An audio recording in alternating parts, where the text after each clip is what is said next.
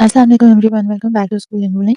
आज हम आपके लिए एक डिफरेंट सा थोड़ा इशू लेके आए हैं जो कि नॉर्मली इतना न्यूट्रिशन के साथ लिंक नहीं किया जाता है, इतना हम पढ़ते नहीं हैं इसको, क्योंकि और काफ़ी सारे इस तरह के इश्यूज़ हैं जो बिल्कुल डायरेक्टली 100% लिंक्ड होते हैं न्यूट्रिशन के साथ। हमारा फोकस मोस्टली उन पे होता है and this is like some sort of a less severe issue, लेकिन इसका भी इम्पैक्ट होता है। तो आई थॉट कि हम क्यों ना ये अवेयरनेस शेयर करें आपके साथ।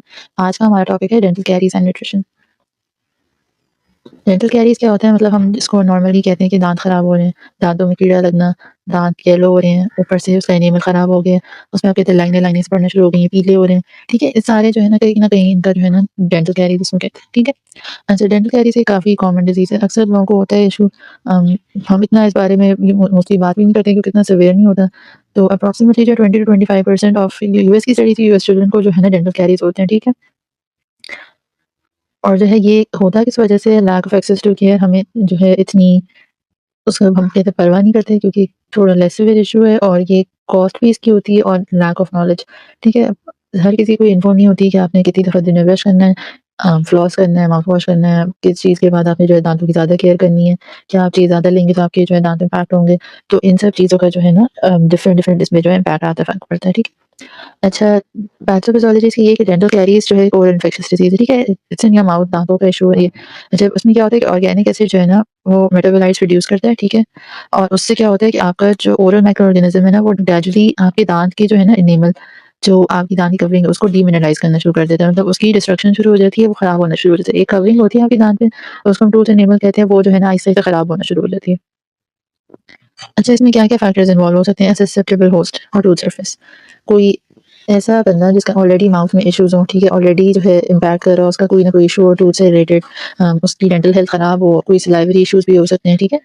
जिसकी already dental health, oral health थोड़ी इम्पैक्टेड हो, माउथ में पहले ही स्ट्रेप्टोकोकस, लैक्टोबैसिलस डेंटल प्लेक में हो अगर, या फिर ओरल कैविटी वगैरह हो रही हो, ठीक है? जैसे आपने अक्सर देखा होगा कि येलो-येलो सा, व्हाइट-व्हाइट सा ना, पहले प्लेक सा जमना शुरू हो जाता है, वो हार्ड भी हो जाता है, ठीक है? तो अगर वो किसी के माउथ में ऑलरेडी है तो वो ज़्यादा ससेप्टेबल है इस चीज़ के लिए। Fermentable carbohydrates in diet. जिन लोगों की डाइट में फर्मेंटेबल कार्बोहाइड्रेट्स हैं, ज़्यादातर कार्ब्स हैं, और वो अपनी माउथ की उससे क्लीनिंग ज़्यादा नहीं करते, तो वो भी ससेप्टेबल होते हैं इसके लिए, ठीक है? Um, duration in the mouth of bacteria to metabolise the fermented carbohydrates. मतलब कितनी देर तक आपके माउथ में फूड वो च्यू हो रहा है, आपने खुली नहीं की, वो उधर ही है, वो एसिड प्रोड्यूस कर रहा है, आपकी सलाइवरी पीएच को कम कर रहा है, ठीक है? एसिडिक कर दी, तो उस वो सारी चीज़ें भी हमें इम्पैक्ट करती हैं, ठीक है? साथ थोड़ी-सी इन्फॉर्मेशन है कि माउथ की पीएच जो है इतनी लेवल पे होती है, इससे कम होगी तो फिर ज़्यादातर इश्यूज़ होंगे। अगर इतनी लेवल तक न्यूट्रल आ जाती है, तो तब जो है यू कैन बी सेव्ड। ठीक हो गया? जब इसमें न्यूट्रिशनल फैक्टर्स क्या होते हैं टूथ डेवलपमेंट में, ठीक है? अभी हम खराब होने की इस तरह एसेंशियल बात नहीं कर रहे, अभी हम ये बात कर रहे हैं कि न्यूट्रिशन फैक्टर्स दाँत जब बन रहे होते हैं तो उसमें क्या-क्या चाहिए होता है, ठीक है? प्राइमरी टूथ डेवलपमेंट जो है आपकी 2 से 3 मंथ्स तक होती है। अच्छा, फिर उसके बाद क्या होता है, उसके बाद मिनरलाइज़ेशन जो होती है ना, वो 4 मंथ्स तक होती है, ठीक है? और वो प्री-टीन ईयर्स तक ना आपकी चलती रहती है, ठीक है? जब बच्चा छोटा होता है, आप देखें उसके दाँत वो बिल्कुल स्ट्रॉन्ग नहीं होते, वो आप क्या कहते हैं, एकदम से आपने चने नहीं चबा लेता, वो बहुत सॉफ्ट दाँत होते हैं, ठीक है?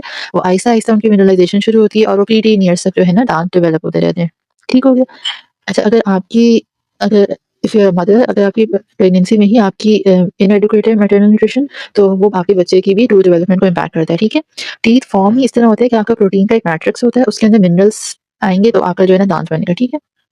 तो अगर वो मिनरलाइज़ेशन प्रॉपर्ली नहीं होगी तो आपका दाँत सॉफ्ट होता है, वो खराब हो जाता है। अच्छा, अब प्रोटीन जो है ना, वो प्रेज़ेंट होती है कोलेजन के फॉर्म में, जो कि किस पे डिपेंड करती है, विटामिन सी पे, फॉर नॉर्मल सिंथेसिस, ठीक है? आपकी विटामिन सी भी बहुत ज़रूरत है।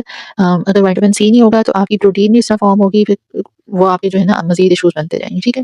अच्छा, vitamin D is essential to the process, और कैल्शियम और फास्फोरस भी इम्पोर्टेंट है, ठीक है? ये सारे जो है ना मिनरल्स, ये सब और विटामिन्स भी आपकी टूथ डेवलपमेंट में हेल्प कर रहे होते हैं, ठीक है? नेचुरली आपने कैल्शियम और फास्फोरस जो है, वो डेंटल एनामल का और डेंटिन जो है ना अंदर वाला जो है, उसका मेन पार्ट होते हैं, ठीक है? अच्छा, हम कुछ फैक्टर्स पढ़ेंगे, इफेक्ट्स पढ़ेंगे कि न्यूट्रिएंट्स के किस तरह आते हैं आपकी टीथ पे, आपकी टिश्यूज़ पे, ठीक है? अच्छा, प्रोटीन या कैलोरी malnutrition, अगर आपकी प्रोटीन की कमी है बॉडी में या कैलोरीज़ काफ़ी कम है, तो आपके दाँत देर से निकलेंगे, ठीक है? आपके दाँतों का साइज़ नहीं प्रॉपर होगा, छोटे होंगे, या अजीब से जो है ना आपका वो शेप भी उसकी ना अजीब सी होती है, ठीक है? डिक्रीज़ एनामल सॉलिबिलिटी, आपका दाँत का एनामल स्ट्रॉन्ग नहीं होगा। सलाइवरी ग्लैंड डिसफंक्शन, आपका सलाइवरी ग्लैंड जो है उनमें कोई ना कोई डिसफंक्शन होगा जिसकी वजह से आपकी ओरल हेल्थ खराब होगी। अच्छा, विटामिन ए की डेफिशिएंसी में क्या है कि अगर विटामिन ए की डेफिशिएंसी हो ना, आपके दाँत का जो है ना एनामल वो कंप्लीटली डेवलपमेंट नहीं होती उसकी, ठीक है? मिनरलाइज़ प्रॉपर्ली नहीं होता, ठीक है? उसमें कोई ना कोई डिफेक्ट रह जाता है और आपके दाँत जो है ना उस तरह से स्ट्रॉन्ग नहीं होता। उसकी दाँत की आप कह रहे हैं कि स्ट्रेंथ और उसका मास उस तरह से बनता नहीं है जिसकी वज़ह से जो है ना मिनरल कंसंट्रेशन उसमें कम होती है तो ज़्यादा जल्दी ख़राब होता है। ठीक है? ये हो सकता है वो प्रॉपर इस तरह बने ही ना।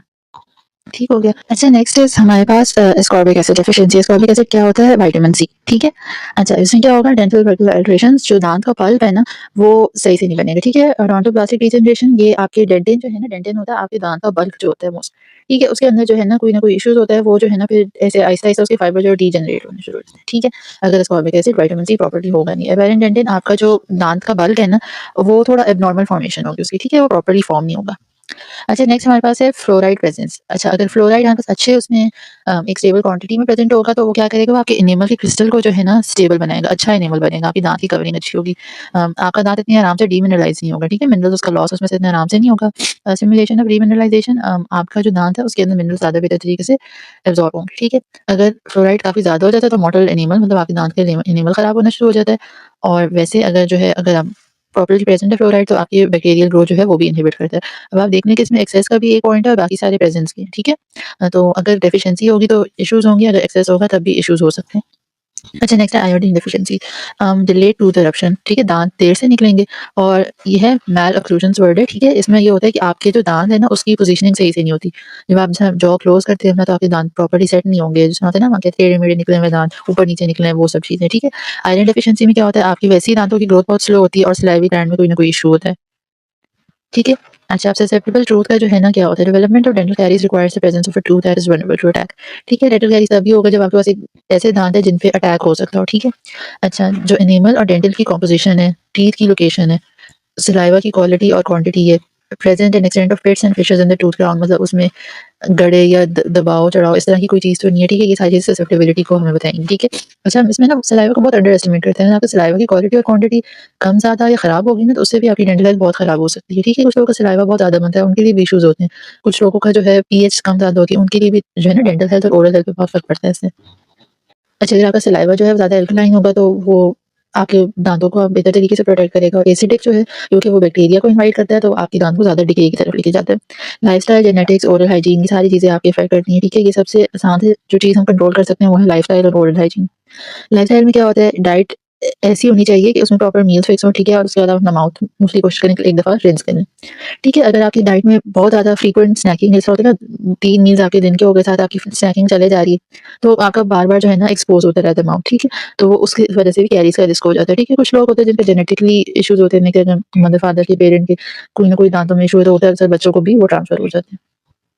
अच्छा, अब सब्सट्रेट फॉर डेंटल कैरीज़। अच्छा, अब क्या चीज़ हमारे पास सब्सट्रेट के तौर पे ऐड करती है कि आपके दाँत खराब हों, ठीक है? इसमें आता है फर्मेंटेबल कार्बोहाइड्रेट्स, ये किसमें होते हैं? ग्रेन्स में आ सकते हैं, फ्रूट्स में, डेयरी प्रोडक्ट्स में और सबसे ज़्यादा कॉमनली जो ज़्यादा इश्यू है वो added sugars in category of fats and sweets. Cold drinks, toffees, candies, ये जो मिठाइयाँ, हलवे ये सब चीज़ें जो है ना, जिसमें एक्सेसिव एडेड शुगर हो वो सब जो है ना हम आपके पास सब्सट्रेट के तौर पे आ जाते हैं। कुछ वेजिटेबल्स भी होती हैं, ठीक है? कुछ ग्रेन्स भी होते हैं ऐसे जिनके अंदर होता है, लेकिन इनका जो है ना मतलब इतना इश्यू नहीं होता जितना एडेड शुगर्स का होता है।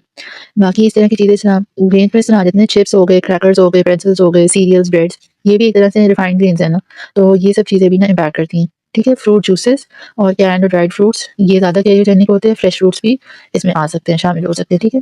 हाई वाटर कंटेंट जैसे मेलन्स वगैरह हो गए, वाटरमेलन हो गया, उनकी कैरियोजेनिसिटी होती है मतलब दाँत खराब करने की तरह से लाइए ताकि वो जो है कम होती है, बजाय इसके इस तरह के फ्रूट्स जिसमें ड्राई फ्रूट्स या बनानास हो गए, ठीक है? जो थोड़े डेंस हैं। जैसे fruit drink, soda, ice teas, sugar sweetened beverages, desserts, cookies, candies, cake products ये ज़्यादा कैरियोजेनिक होते हैं। ठीक है? बाकी डेयरी प्रोडक्ट्स जो कि फ्रुक्टोज़ या आप कह लें कि बहुत ज़्यादा शुगर स्वीटेंड होते हैं, उनकी वज़ह से भी इश्यू होता है, ठीक है? और ये आपने चीज़ नोटिस की होगी अक्सर आपको बहुत शदीद शुगर वाली एडेड शुगर वाली चीज़ देखा आपका माउथ भी अजीब-सा हो रहा था, आपको माउथ में फ़ील हो रहा था कि अजीब-सी कोई चीज़ रह गई है जैसे मुँह में या मुँह खट्टा-खट्टा हो रहा है, अजीब-सा जो है ना आपका ज़ायका मुँह में रह जाता है, वो मोस्टली यही हो रहा होता है कि आपका जो है पीएच कम हो जाती है, आपका सलाइवा एसिडिक हो जाता है, तो वो अब बैक्टीरिया को इनवाइट कर रहा होता है, ठीक? अगर आप देखेंगे ना माउथ उतनी देर बंद रखें, आप कोई इसको ओरली कोई भी अच्छी एक्टिविटी ना करें जिससे वो माउथ क्लीन हो जाए, तो आपको लगेगा दाँतों पे ना प्लेक आना भी शुरू हो गया। तो ये काफ़ी चीज़ें ना अफ़ेक्ट करती हैं।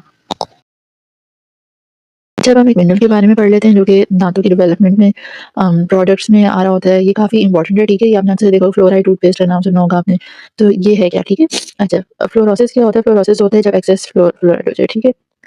अच्छा, अब इसमें क्या होगा, अगर होता है कुछ लोग बहुत ज़्यादा फ्लोराइड वाला टूथपेस्ट यूज़ करना शुरू कर देते हैं, डाइट में सप्लीमेंट्स भी कुछ लोग लेते हैं, ठीक है? उसकी वजह से क्या होता है, आपके दाँत का एनिमल खराब होता है, मॉडलिंग शुरू हो जाती है उसकी। एक्सेसिव अगर आप ये करेंगे तो फिर आपकी जो है ना, जो है ना, लोग ना बच्चों को भी बहुत जल्दी लाइक स्टार्ट में ही ना स्टार्ट करवा देते हैं ये फ्लोराइड वाली एक्सेसिव चीज़ें, तो उसकी वजह से उनकी टूथ डेवलपमेंट भी खराब होती है। लॉन्ग टर्म यूज़ में जो है फिर ये होता है कि आपके पास फ्लोरोसिस वगैरह फिर शुरू होता है। माइल्ड ये है कि माइल्ड फ्लोरोसिस स्टार्ट जब होता है तो छोटे-छोटे ना व्हाइट-व्हाइट स्पॉट्स पड़ना शुरू हो जाते हैं पैचेज़ से। फिर आहिस्ता-आहिस्ता वो डार्क ब्राउन स्टेन्स बन जाते हैं और वो पक्के मतलब ऐसा होता है ना, पक्के होना शुरू हो जाते हैं, वो फिर सीवियर होता जाता है। मॉडलिंग जो है बिल्कुल सीवियर फ्लोरोसिस की टाइप है, जिसमें जो है ना आपके दाँत के एनिमल में पिट्स बनना शुरू हो जाती हैं। आपका सरफेस जो होता है टूथ का, उसमें क्या होता है, गड़े-गड़े से बनना शुरू हो जाते हैं, वो वीक हो जाता है और फिर ज़्यादा डिके का चांस होता है उसमें। अच्छा, हम प्रिवेंटिव एक्शन क्या ले सकते हैं? कैरीज प्रिवेंशन प्रोग्राम जो है उसमें क्या होता है, ज़्यादातर आपकी डाइट बैलेंस पे फोकस करते हैं, modification of sources and quantities of fermented carbohydrates and integration of oral hygiene practices into individual lifestyle. तो इसमें क्या होता है कि हम कोशिश करते हैं कि जो कार्बोहाइड्रेट्स हैं जो आपके दांत को ज़्यादा खराब कर रहे हैं, वो आप कम से कम लें, ठीक है? आप जब ले रहे हैं तो कोशिश करें माउथ उसके बाद रिंस कर लें। ये आपने ख्याल रखना है अपनी डेंटल हेल्थ का कि आप फ्लॉसिंग करें, ब्रशिंग करें रेगुलरली, ठीक है? मीट और स्नैक्स जो हैं आपने उसके बाद वही बात है कि ब्रशिंग कर लेंगी। अगर आपको लगे ज़्यादा मुँह खराब हो रहा है या आपने कोई बहुत स्वीट चीज़ ली है तो कोशिश करें ब्रश ही कर लें उसके बाद, ठीक है? या फिर आप माउथ को जो है ना एक दफ़ा रिंस कर लें विद वाटर, या फिर अगर आपने कोई स्नैक चीज़ अवेलेबल नहीं है तो आप शुगरलेस च्युइंग गम भी जो है ना यूज़ कर सकते हैं। Over extended period of time आप कोशिश करें कि चाय, कार्बोनेटेड बेवरेजेस, कॉफ़ी, ये सब चीज़ें ज़्यादा ना इस्तेमाल करें, क्योंकि ये भी आपके दाँत के एनिमल को ख़राब करती हैं, ठीक है? बहुत एक्सेसिव मीठी चीज़ें, बहुत रिफाइंड चीज़ें, शुगर स्वीटेंड ड्रिंक्स और कैफ़ीन, ये सब चीज़ें आपके दाँत को ख़राब करती हैं, तो आपने कोशिश करनी है कि आप कम से कम लें। ज़्यादा फ्रीक्वेंटली दिन में 2-3 दफ़े ऐसी कंज़म्पशन ना करें, और अगर कभी हो जाता है तो आप उसके बाद माउथ वॉश कर लें, रिंस कर लें अपने माउथ को, ठीक है? ये कुछ चीज़ें हैं जो कि आज हमने थोड़ा-सा इन पे टच डाउन किया है कि हम इस तरह की चीज़ से भी डेंटल कैरीज़ हमें हो सकती हैं, ठीक है? इट्स नॉट नेसेसरी कि आपके दाँत में कोई इश्यू था, कोई जेनेटिक ही था। न्यूट्रिशन से, डेंटल हेल्थ से, इन सब चीज़ों से बहुत इम्पैक्ट पड़ता है। आई होप आपके लिए ये छोटी-सी अवेयरनेस जो है काम आई होगी एंड आप अपनी डाइट का ख्याल रखेंगे along with your dental health. Keep subscribe to schooling ruling. See you in the next video. अल्लाह हाफ़िज़।